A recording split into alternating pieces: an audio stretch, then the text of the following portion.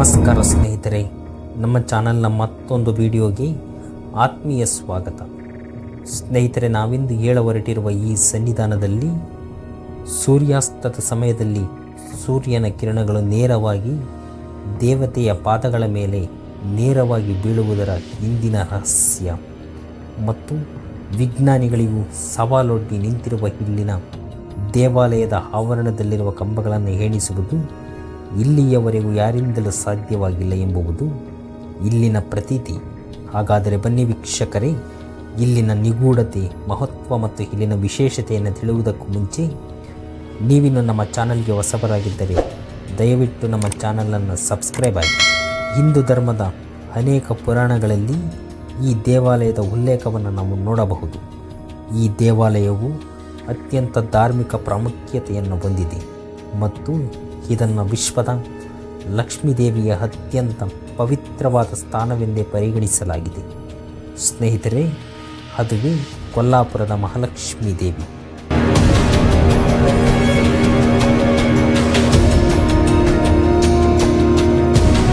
ಸ್ಥಳೀಯ ಐತಿಹ್ಯದ ಪ್ರಕಾರ ಹಿಂದೆ ಕೊಲ್ಲಾಸುರನೆಂಬ ರಾಕ್ಷಸನು ದೇವತೆ ಮತ್ತು ಋಷಿಮುನಿಗಳಿಗೆ ಉಪಟಳ ನೀಡುತ್ತಾ ಲೋಕಕಂಟಕನಾಗಿದ್ದ.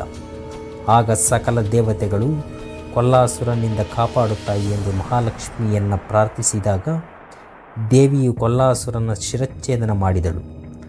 ರಾಕ್ಷಸ ಸಂಹಾರದ ಸ್ಥಳವೇ ಕೊಲ್ಲಾಪುರವೆಂದು ಖ್ಯಾತಿ ಪಡೆಯಿತು. ಶ್ರೀ ಮಹಾವಿಷ್ಣುವು ಕೊಲ್ಲಾಪುರವನ್ನು ತನ್ನ ಆವಾಸವಾಗಿ ಮಾಡಿಕೊಂಡನು ಎಂದು ಮಹಾಲಕ್ಷ್ಮಿ ಆದ ಅಂಶ ಎಂದು ನಂಬಲಾಗುತ್ತದೆ.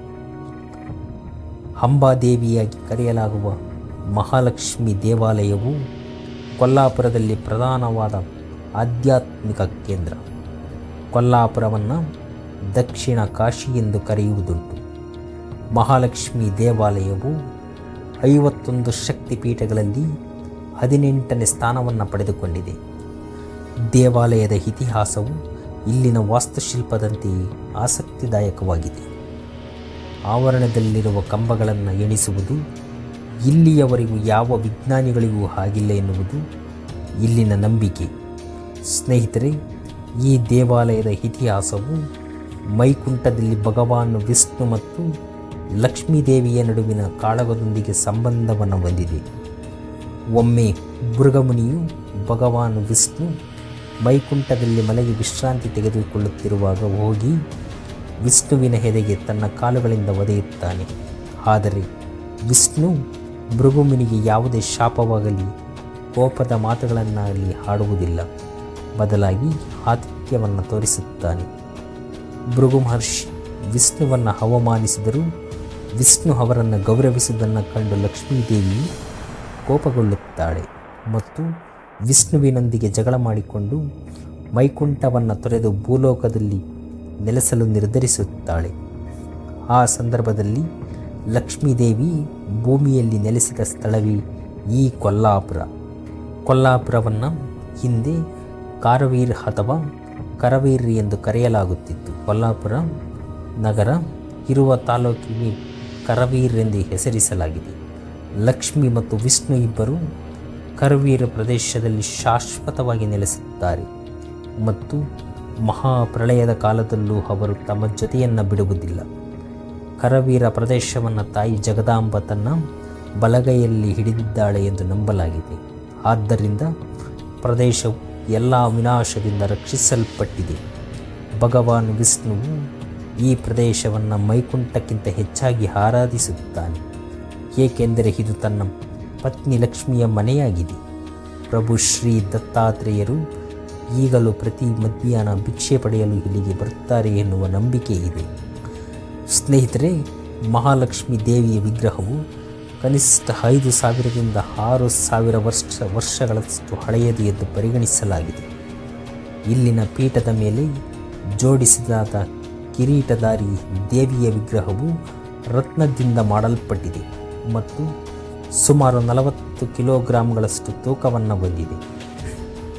ಕಪ್ಪು ಕಲ್ಲಿನಲ್ಲಿ ಕೆತ್ತಿದ ಮಹಾಲಕ್ಷ್ಮಿಯ ಚಿತ್ರವು 3 ಅಡಿ ಎತ್ತರವಿದ್ದು ದೇವಾಲಯದ ಗೋಡೆಯೊಂದರ ಮೇಲೆ ಶ್ರೀ ಯಂತ್ರವನ್ನು ಕೆತ್ತಲಾಗಿದೆ.